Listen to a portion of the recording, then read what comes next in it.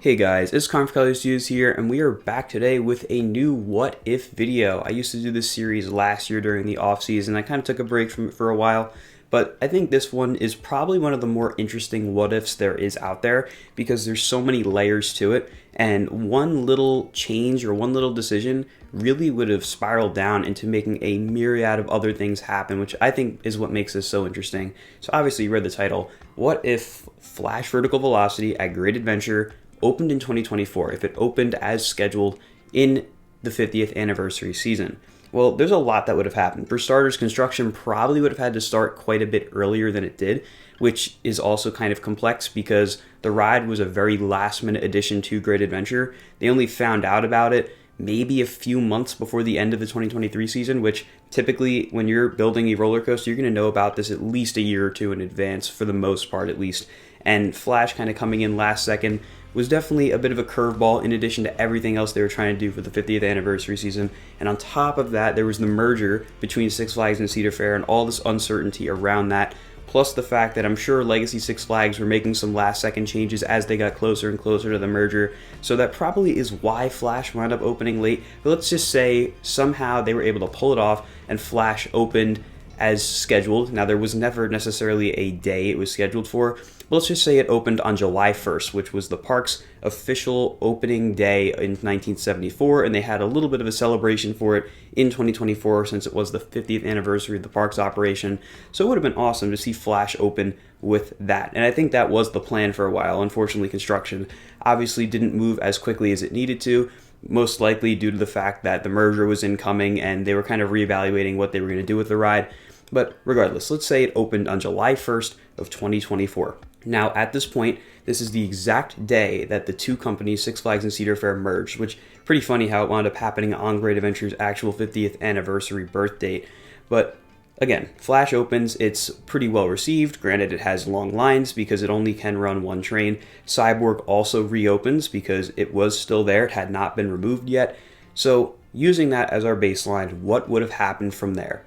Now, I'm still going to assume that the rides that wound up closing will still stay the same. We're still going to see Kingda Ka, Green Lantern, all of those other rides, Twister as well, close in November of 2024. They're still not going to announce it prior to them actually closing, and they will have the press release not long after the rides close. I believe it was not even a week after Kingda Ka closed that they wound up releasing the press release, revealing that it was not going to reopen and they were getting rid of it, retiring it so that they could build a new 2026 coaster. Now, there's a bit of a change that I would have expected here.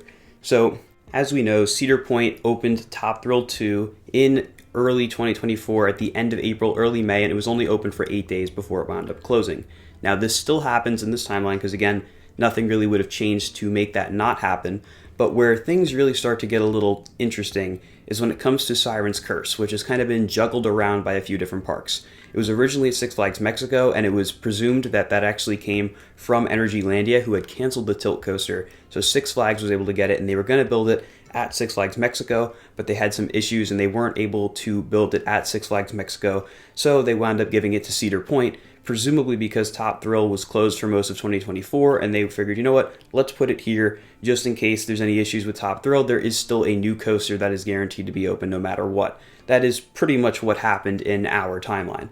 However, let's say that Cedar Fair, Six Flags, they see the crazy backlash that comes from Kingda Ka, Green Lantern, Twister, all the rides closing at the end of 2024, and they realize that they need to put something in quick to hold people over in between 2024 and 2026 for that 2025 season where you would not have anything opening. Because again, Flash opened in 2024 and not 2025, which means there is no new ride planned for 2025.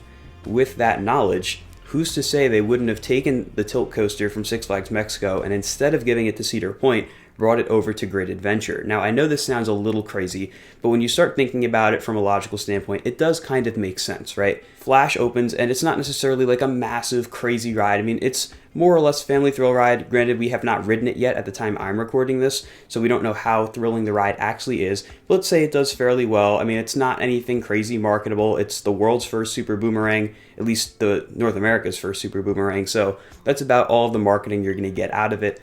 And 2025, they really have nothing to promote going into that year. and obviously they're holding over and waiting on getting the new for 2026 coaster to replace King Ka. So let's just say, for instance, they found a plot of land in the park to plop Siren's Curse down as a bit of a holdover edition, which is quite the good holdover edition if I do say so myself. I mean, that looks like an awesome ride. Where would they put it? Now, Green Lantern's plot I think is off the table just because this is probably incorporated to what they have planned with the 26 coaster, and I'm sure they have a pretty big grand scope view of what they're going to do with that area, and plopping Siren's Curse in there just would not have made sense. So when you try to think of other areas in the park where this may have gone, there are a couple that come to mind. For one, Daredevil Dive's plot, since again, that did still in this timeline close and again, not get an announcement for some reason, just kind of get ripped out. But I don't think that plot would be big enough for Siren's Curse, especially because they would have to do some modifying of the other things around it, like the back of the boardwalk buildings. Plus then you have the right stuff right there. I just don't think that would have been smart for a long-term decision because quite frankly, it would probably just wind up getting moved because that would kind of interfere with their vision for the boardwalk. So let's just say anything near that area is off the table. Well, there is one plot of land where there's been a coaster rumored to go there for a very long time, and that is the arena plot, right next to Medusa. The arena has been closed for a long time, and even a couple of years ago, they wound up demoing a little bit of it inside. The bulk of the arena is still there, but the stage and stuff like that was demoed. So who's to say they wouldn't have continued with the demolition, finished it, and they could have been doing this throughout 2024 because, again, Flash would have been open already. They wouldn't have really had any construction crews working on anything else until all the rides closed at the end of November, which is when, of course, Lantern, Ka, all that demo started. So let's say that throughout the summer and going towards Fright Fest, they had a crew working on demoing the arena, didn't reveal anything about it, they were just demoing it, and then with the announcement of Ka closing, they also announced that the Vekoma Tilt Coaster would be opening at Great Adventure in 2025, maybe called Siren's Curse, maybe not. They probably would have done something to fit in with the Frontier Adventures area a little bit better.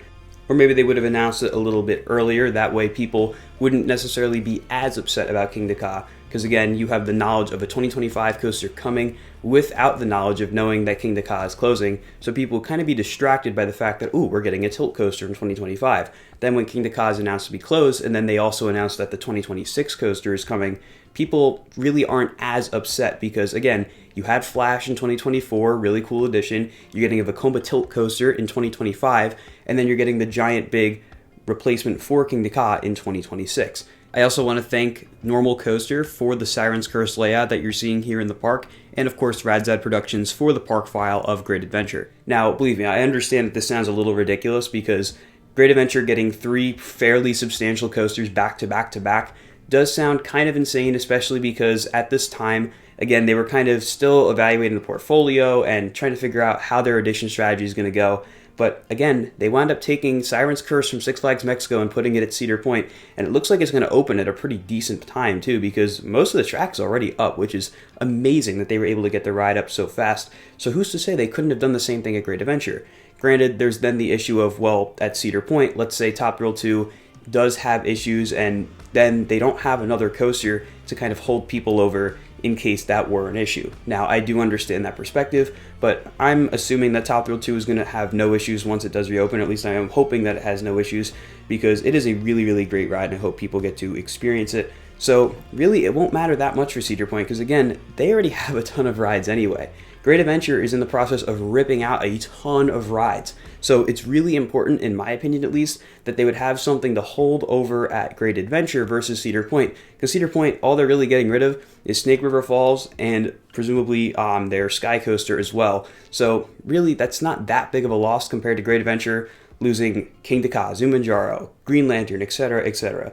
So honestly, I do think that if Flash opened in 2024, there was probably a decent shot that Great Adventure would be getting Siren's Curse instead of Cedar Point, and maybe putting it over in the arena, because that's the biggest open plot of land they really have. I'm sure they have plans to do something with that back area of Frontier Adventures, but this would be a nice start, and they could add theming to it as time goes on. Again, it's more so of a holdover edition than anything else. And then you would still get whatever we're getting in 2026 to replace King Ka. So I think overall, if Flash did actually open in 2024, there's a decent shot that we would have wound up with one bonus coaster, and not just any coaster, the Vekoma Tilt Coaster going to Cedar Point, which would have been pretty cool.